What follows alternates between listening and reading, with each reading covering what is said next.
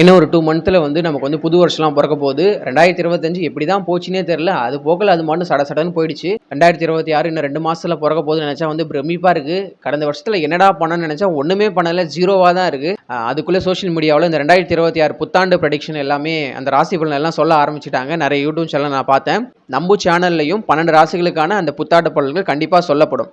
அதற்கு முன்னாடி வந்து ஒரு முன்னோட்டமா ஒரு ப்ரோமோ மாதிரி ஒரு சில விஷயங்கள் நான் சொல்றேன். இந்த 2026ல கஷ்டத்திலிருந்து ஓரளவுக்கு ஸ்ட்ரெஸ்ஸு, டிப்ரெஷனு, மனவலிகள், துன்பங்கள், இழப்புகள் இது எல்லாத்திலிருந்தும் மீளக்கூடிய ராசிகள்ல எந்த ராசி டாப்ல இருக்குன்னா மீனராசி தான். மீனராசி மீண்டு வரப்போகுது, கஷ்டத்திலிருந்து மீள போகுதுன்னு அப்படின்னு சொல்லிட்டு கூட நம்ம சுருக்கமாக சொல்லிடலாம். மீனராசியோடைய அந்த ஸ்ட்ரெஸ், டிப்ரெஷன் எல்லாமே 2026லேருந்து அப்படியே கொஞ்சம் கொஞ்சமாக ரெடியூஸ் ஆகிட்டே வரும். மீனராசிகளுடைய ஒட்டுமொத்த கஷ்டத்தையும் வாழ்க்கையும் 2026 சேஞ்ச் பண்ணிடுமா டோட்டலாக கேட்டீங்கன்னா நடக்காது. உண்மை அதுதான்.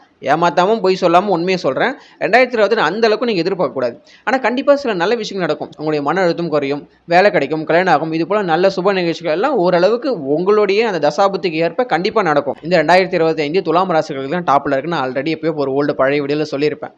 வரப்போகிற 2026 அந்த வருஷம் எந்த ராசிகளுக்கு வந்து சூப்பராக இருக்குது, அட்டகாசமாக இருக்குது, டாப்பில் இருக்குன்னு பார்த்தோன்னா இந்த 2026ல் 2 ராசிகள் கிடையாது தான் போட்டியே. ஒன்று துலாம் ராசி, இன்னொன்று மகர ராசி. இந்த 2 ராசிகளுக்கு தான் போட்டி.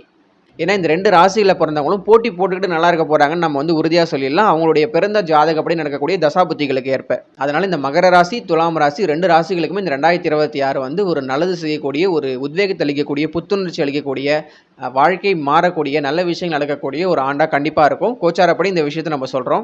சூப்பராக இருக்கக்கூடிய ராசிகள்லாம் சொல்லியாச்சு. அவங்களுக்கு அடுத்தபடியாக அவங்களுக்கு கீழே இருக்கக்கூடிய ராசி எதுலாம் நல்லா இருக்கும்னு கேட்டிங்கன்னா விருச்சிக ராசிகளுக்கு நல்லாயிருக்கும், ரிஷப ராசிகளுக்கு நல்லாயிருக்கும், மிதுன ராசி இந்த ராசிகள் எல்லாருக்குமே நல்லாயிருக்கும். தனுசு ராசியுமே ஓரளவுக்கு நல்லாயிருக்கும். இவங்களுக்கு அடுத்தபடி ஓரளவுக்கு நல்லது நடக்கக்கூடிய ராசிகளாக எது இருக்குன்னா கும்பராசி சொல்லலாம், கன்னி ராசி சொல்லலாம், மேஷ ராசி சொல்லலாம். என்ன சார் சிம்ம ராசியை விட்டீங்க, சிம்ம ராசிக்கு நல்லாவே இருக்காதுன்னு கேட்டிங்கன்னா 2026 நமக்கு சாதகமே இல்லாத ஒரு காலகட்டமாக தான் சிம்ம ராசிகளுக்கு இருக்குது. அதற்காக சிம்ம ராசிக்காரங்க யாருமே மனசொடிச்சிட வேண்டாம். இப்போ சொல்கிறோம் இல்லையா, மகர ராசி நல்லா இருக்குது, துலாம் ராசி நல்லா இருக்குது, அந்த ராசி நல்லா இருக்குது, இந்த ராசி நல்லா இருக்குன்னு. இவங்க எல்லாரையும் தூக்கி சாப்பிட்ற அளவுக்கு உங்களுக்கு ஒரு டைம் வரும், ஃபியூச்சரில் வந்துக்கிட்டே இருக்குது. இப்போ இந்த ஒரு வருஷம் நமக்கு நல்லா இல்லை, காலம் முழுக்க நல்லா இல்லை. இந்த ஒரு வருஷத்தை அப்படியே நீங்கள் ஸ்மூத்தாக கடந்து வந்துட்டிங்கன்னா அடுத்தடுத்து வரக்கூடிய வருஷம்லாம் சிம்ம ராசி கண்டிப்பாக நல்லா இருக்குது. ஸோ சிம்ம ராசிக்காரங்க கவலைப்பட வேண்டாம்.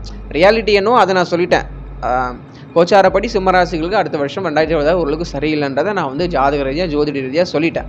உண்மையை சொல்லலாம், எனக்கு இந்த ராசி பலன் சொல்கிற இன்ட்ரெஸ்ட்டே இல்லைங்க. நான் வந்து என்னுடைய சப்ஸ்கிரைபருக்காக தான் சொல்கிறேன். ராசி பலன் சொல்லால் தான் நம்ம சேனலுக்கு நிறைய வியூஸ் போகுது, நிறைய பேர் அது போய் ரீச் ஆகுதுன்றதுனால தான் இந்த ராசி பலன் சொல்ல வேண்டியதாக இருக்குது. மற்றபடி பர்சனலாக எனக்கு ராசி பலன் சொல்லலாம் விருப்பம் இல்லை. ஏன்னா அது ஒரு பொது பலன் தானே, அது கரெக்டாக நடக்காது. கரெக்டாக அக்யூரேட்டான சில விஷயங்கள் ராசி பலன்லாம் சொல்ல முடியாது. பட் சப்ஸ்கிரைபர் விருப்பத்துக்காக, மக்களுடைய விருப்பத்துக்காக ராசி பலன் சொல்ல வேண்டியதாக தான் இருக்குது. இனி வரும் காலங்களில் ஒவ்வொரு ராசியை பற்றி நம்ம வந்து இந்த புத்தாண்டு பலன்கள் கண்டிப்பாக பார்ப்போம். எனக்கு தெரிஞ்சு நான் வந்து நவம்பரில் ஸ்டார்ட் பண்ணுவோம்னு நினைக்கிறேன். அதை பற்றின வீடியோ கண்டிப்பாக ஒவ்வொரு ராசிகளுக்கும் டீட்டெயில்டாக 2026 எப்படி இருக்க போகுதுன்னு சொல்லிட்டு ஒவ்வொரு ராசிகளுக்கும் நம்ம இடம் ஒதுக்கி நேரம் ஒதுக்கி கண்டிப்பாக ப்ரெடிக்ஷன் சொல்லலாம். ஸோ தொடர்ந்து ஜோதிட சேனலோட விரல் கோர்த்து விழித்திருங்க அப்படின்னு சொல்லிட்டு நான் கேட்டுக்கிறேன்.